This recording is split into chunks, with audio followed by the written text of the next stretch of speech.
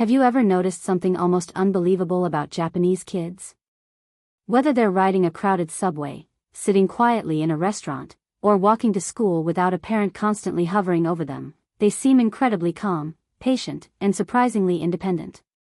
It almost feels like they were born that way. But here's the crazy part, they weren't. Their behavior isn't the result of strict punishments or expensive parenting programs.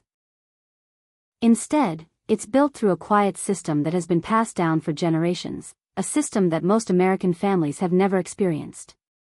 Once you understand how it works, you'll never look at parenting the same way again. In many countries, parents often believe discipline starts when a child misbehaves. In Japan, discipline starts long before that moment ever arrives. There's even a word for it, shitsuke. While many people translate it as discipline, it actually means teaching children the right habits until they become completely natural. Instead of constantly correcting bad behavior, Japanese parents spend years helping kids build routines that eventually require almost no reminders. The goal isn't obedience through fear. The goal is self-control from within. That's a huge difference, and honestly, it changes everything. One of the biggest secrets is that Japanese parents rarely make themselves the center of every situation. Rather than saying, "Don't embarrass me," they encourage children to think about everyone around them.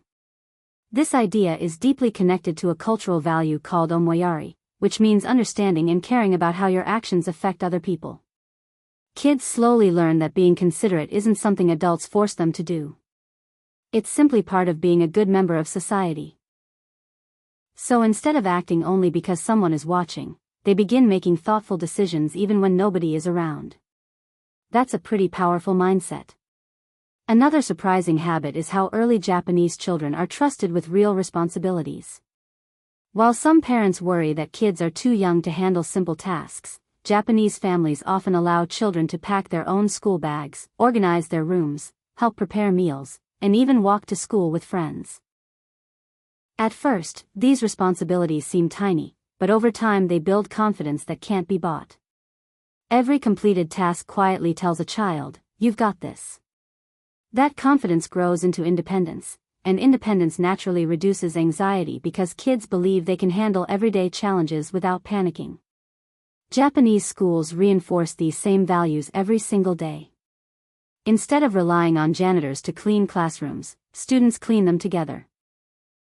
They serve lunch, organize supplies, and work as a team to keep shared spaces tidy.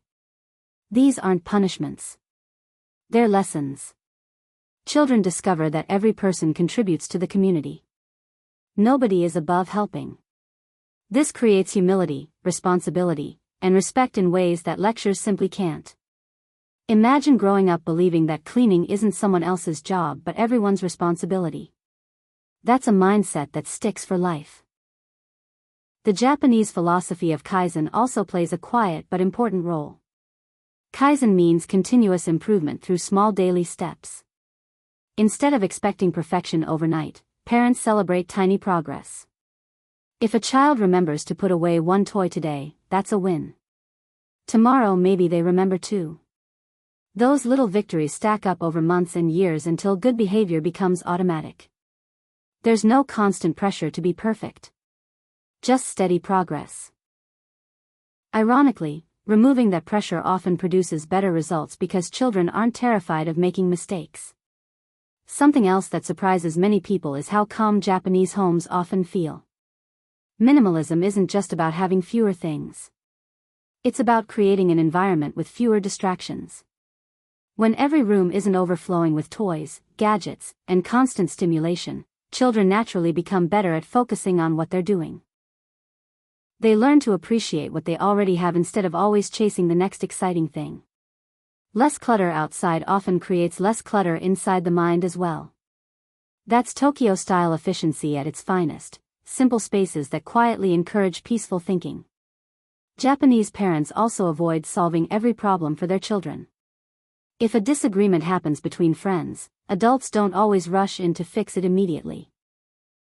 Instead, kids are gently encouraged to communicate, understand different perspectives, and find their own solutions whenever it's safe to do so. At first this can feel uncomfortable, but it teaches emotional resilience. Children learn that difficult moments aren't disasters. They're opportunities to grow stronger. Over time, they become less reactive because they've practiced handling challenges instead of escaping them. Perhaps the most beautiful lesson comes from the Japanese idea of ikigai, the belief that everyone has a meaningful reason to wake up each day. Parents don't constantly compare their children with others or pressure them to become the absolute best at everything. Instead, they help them discover activities they genuinely enjoy and encourage steady improvement over endless competition. That simple shift creates children who feel motivated from within rather than constantly chasing approval from outside. And when motivation comes from the inside, calmness naturally follows. The real secret isn't that Japanese children are somehow different. It's that they're raised inside a culture where patience is practiced daily, responsibility is introduced gradually, kindness is expected naturally, and small habits are valued more than dramatic results. Calm children don't appear overnight. They're shaped one routine, one conversation, and one thoughtful habit at a time. Maybe that's the lesson American parents never knew. The goal isn't raising kids who simply listen today. It's raising adults who know how to think, care, adapt, and thrive for the rest of their lives. And sometimes, the quietest lessons end up creating the strongest people.